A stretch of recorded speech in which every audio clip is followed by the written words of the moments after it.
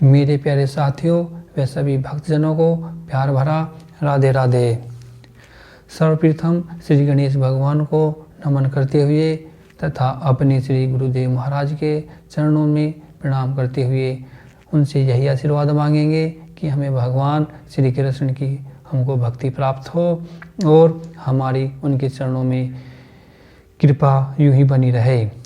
भगवान श्री कृष्ण से प्रार्थना करते हैं, जो अपने हाथों में बंसी तथा चाबुक और गले में दिव्य माला धारण किए हुए हैं तथा जो सभी प्राणियों के मन तथा मोह का हरण करने वाले हैं, उन दिव्य स्वरूप भगवान श्री कृष्ण को हम सब नमस्कार करते हैं। इसी प्रार्थना के साथ आज हम अपनी वीडियो को प्रारंभ करेंगे, जिसमें भगवान श्री कृष्ण अर्जुन को श्रीमद् गीता का दिव्य ज्ञान सुना रहे हैं।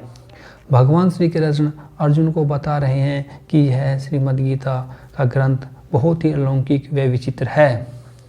इसमें साधक के लिए उपयोगी पूरी जानकारी मिलती है, चाहे वह किसी भी देश का, किसी भी वेश का या किसी भी समुदाय, किसी भी वर्ण या किसी भी आश्रम का वह व्यक्ति क्यों ना हो।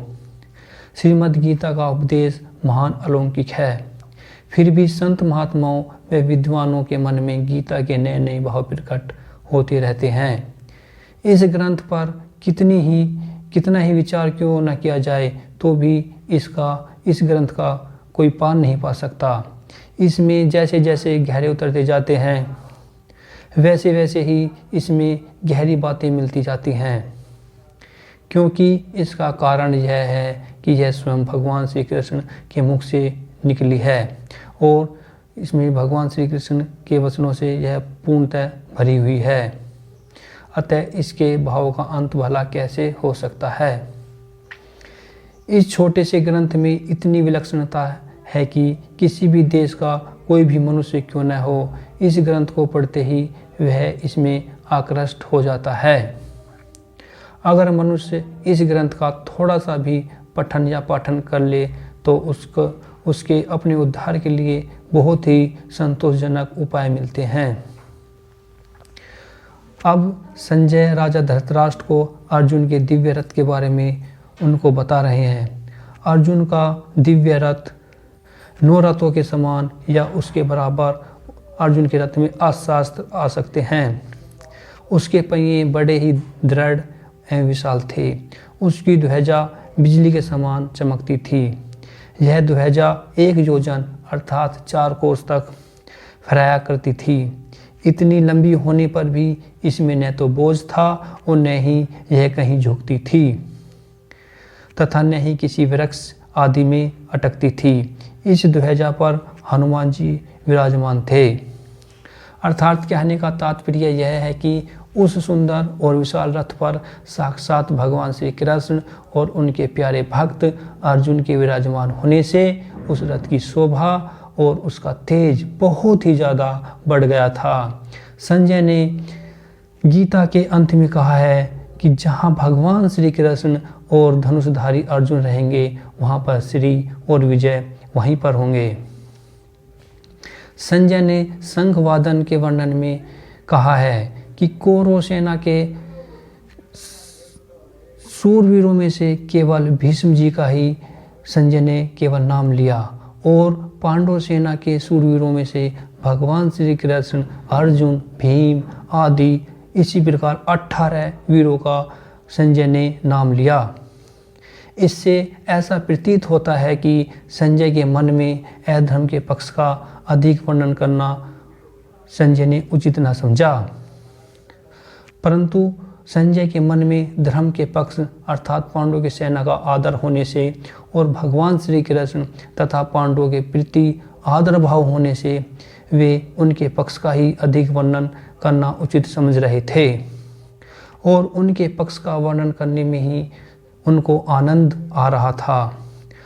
कौरवों की 11 अक्षनी सेना के शंख बजने पर भी पांडवों की सेना पर कोई असर नहीं हुआ, परंतु जब पांडवों की केवल 7 अक्षनी सेना के शंख बजे तो कौरवों की सेना के हृदय में विदीर्ण हो गया। अर्थात कहने का तात्पर्य यह है कि जिनके हृदय में अधर्म, पाप, अन्याय आदि होता है, उनके हृदय स्वाभाविक ही कमज़ोर हो जाते हैं। उनके हृदय में निर्भयता नहीं रहती। उनका खुद का किया हुआ पाप ही उनको ले डूबता है और उनके हृदय को निर्बल बना देता है। अधर्म ही अधर्मी को खा जाता है। दुर्योधन आदि ने पांडवों से अन्यायपूर्वक राज्य पाने का बहुत प्रयास किया था और पांडवों को बहुत कष्ट पहुँचाए थे। जिनके हृदय में धर्मपूर्वक कर्तव्य करने का और अपना कर्म करते हैं, उनका हृदय मजबूत होता है। उनके हृदय में भय नहीं होता। न्याय का पक्ष होने से उनमें उत्साह होता है और शूरवीरता होती है।